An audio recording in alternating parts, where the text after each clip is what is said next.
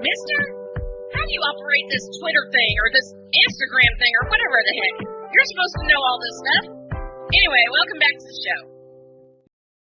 show. My beautiful wife bringing us back from break. So now I'm mad myself all over again. I'm mad myself all over again. Had my phone on notification, waiting for. And yeah, I'm like, okay, 30 minutes. I can wait 30 minutes, and then tune in. 2 hours later, right? Been there. Done All that. right, we got someone very, very special standing by. All right.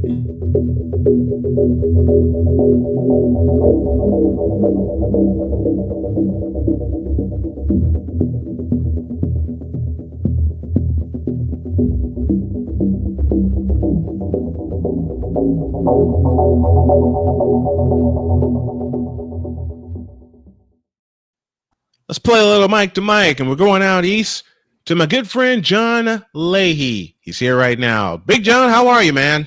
Hey, Brian. Great to see you. Great to hear you. Big fan of yours, as you know, and I'm privileged to have the chance to chat with you today. Thank morning, you. sir. Thank you Thank you so very much. John and I connected a long time ago.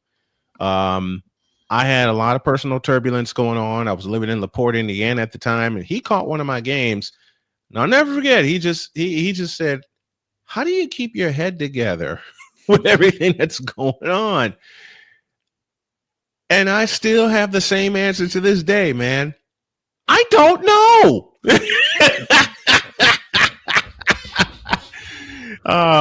But that's one of the things that John and I connected on. And I just want to ask you, how do you keep your head together when you keep such a busy schedule? You know, it's just, I live by the philosophy of one day at a time, Brian. You know, I live I guess you could call it day tight compartments. I live an hour at a time. Just, just focus on what I got to do on a daily basis, and the rest will take care of itself, whether that's sportscasting or whether that's life in general. And it's advice that's kind of helped me down the road, and I still live by it. So that's how I keep my sanity, I guess. That and playing the ukulele a little bit, that helps. That helps too. Yeah, it does. It does. How was your season this year? I just finished my first year with UMass Lowell and my 20th year in Hockey East. It was a very, very great season. We finished 500, actually. Started off real good in the first half.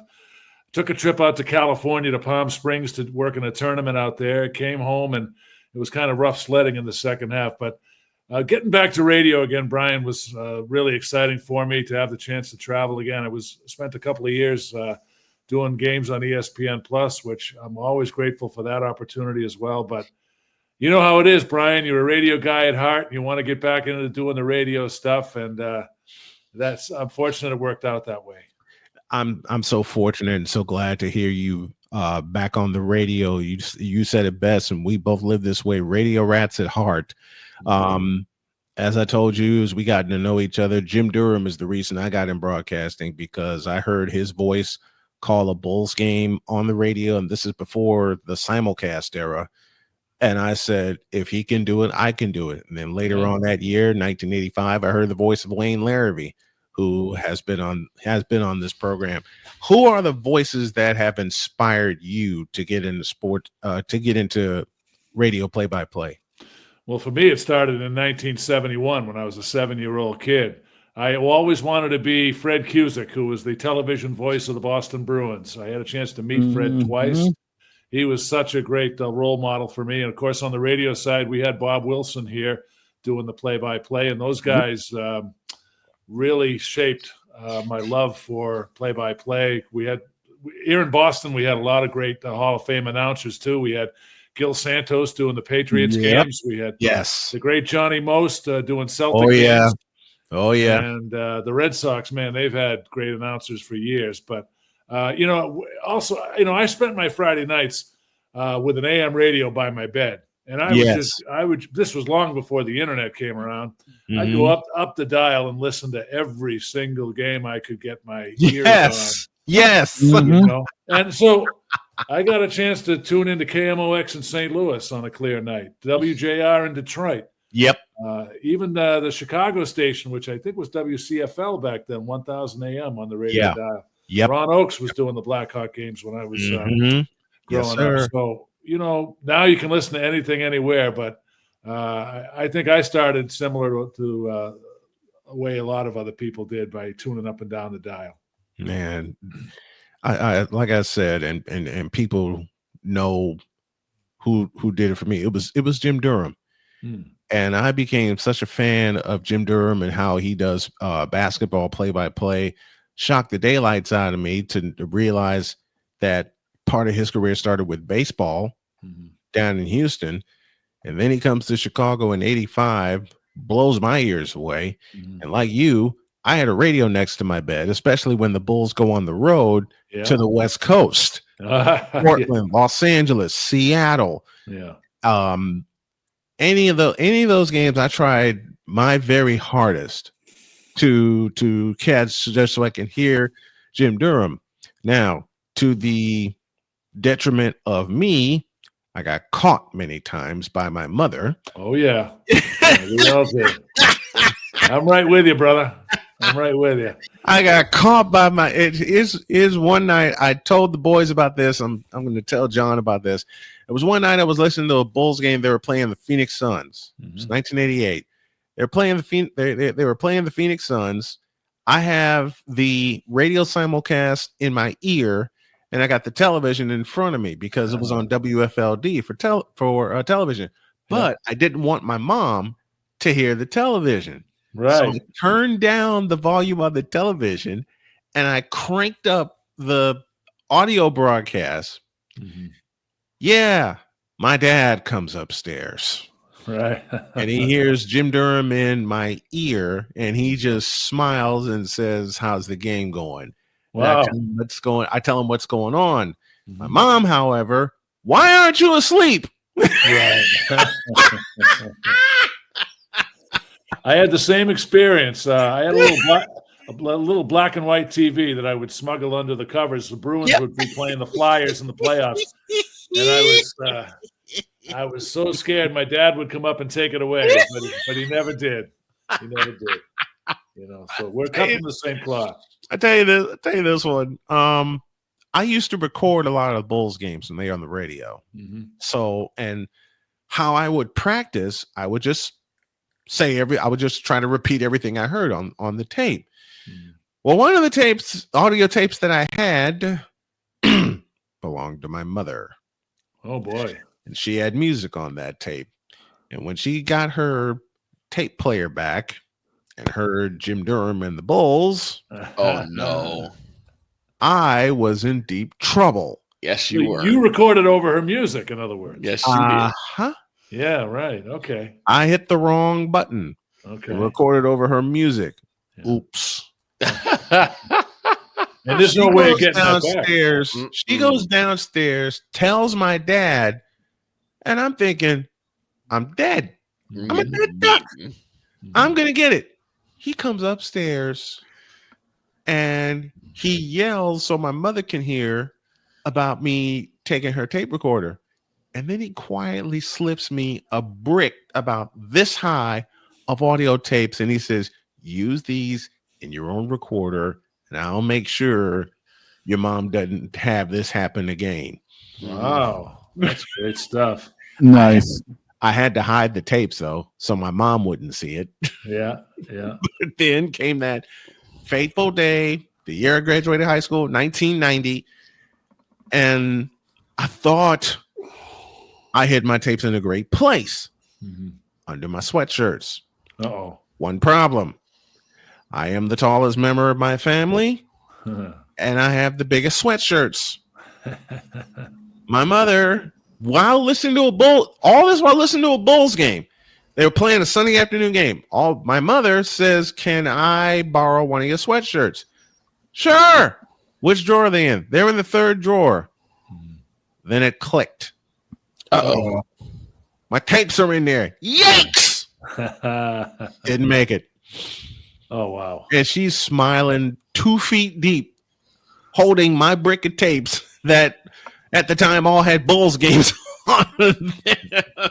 But It's fun listening and doing radio play-by-play because it's up to you to paint the picture for the fans that are tuning in. What was the first piece of advice that you got that kind of, stuck in your head on how to do it and how to bring it to the fans? Well, it started in broadcasting school, back in 1995 when I enrolled. And basically, the first piece of advice I got was what you just said. When you're doing radio play-by-play, you're the eyes and the ears of your audience. It's your responsibility to, tell them what they can't see. And, you're like an artist painting on a canvas, Yeah. And Vin Scully was the best in the world at it when he was the Dodgers games back then. Indeed. So I was trained in radio. I was rooted in radio, and I got a lot of opportunities to get good at it.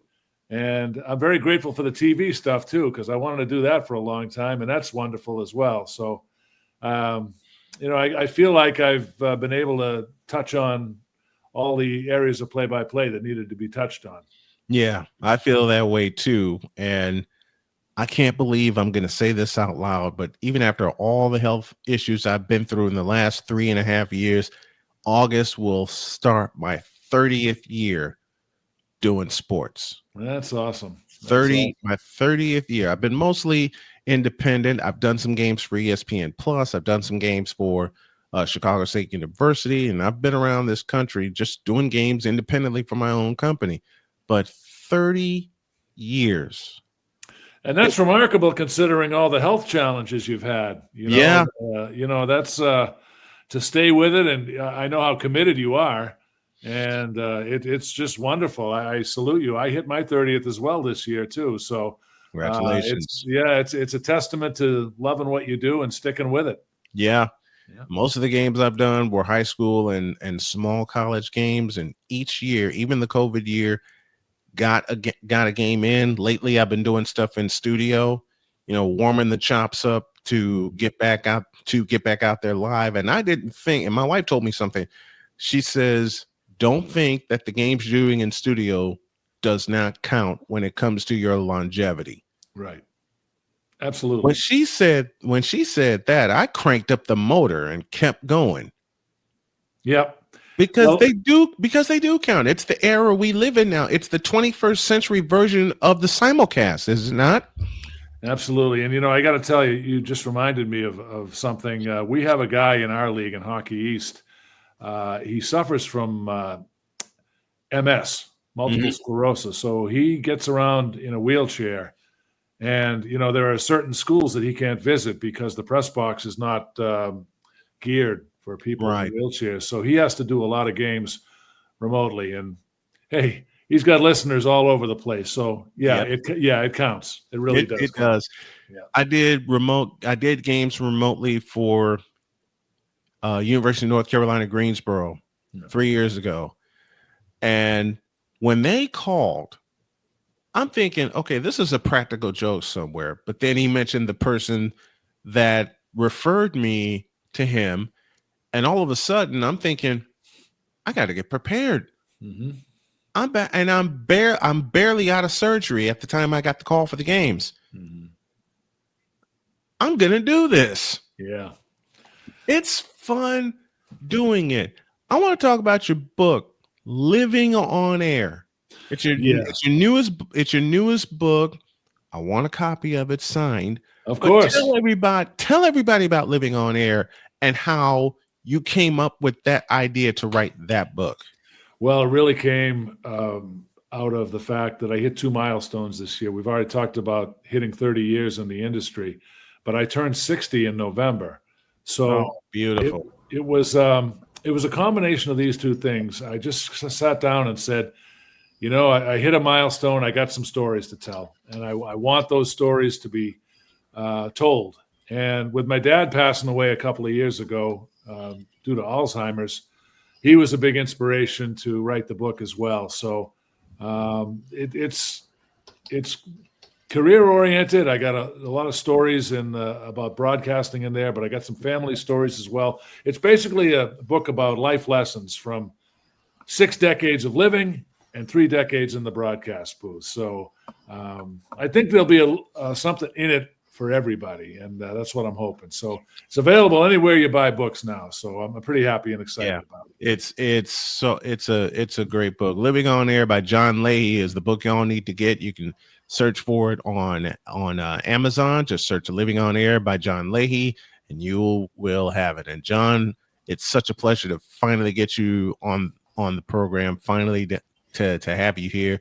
I hope you come back a lot, man. I love you, and thank you for all the support. I appreciate it over the past decade. I appreciate you. Well, Brian, I'll tell you, you've been a real inspiration for me, the way you've been fighting through the challenges that you've had. I know we've had a friendship for a long time. We share the common love for the industry, and, you'll always be a good friend, and I look forward to staying in touch. And you're welcome on my podcast as well. You've already been on once, so Yep. I'd love to have you back on as well. So Done.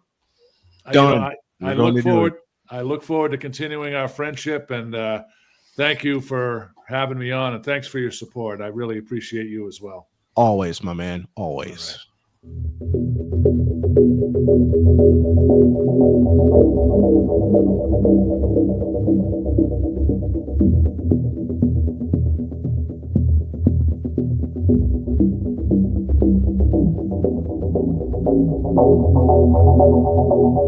All right.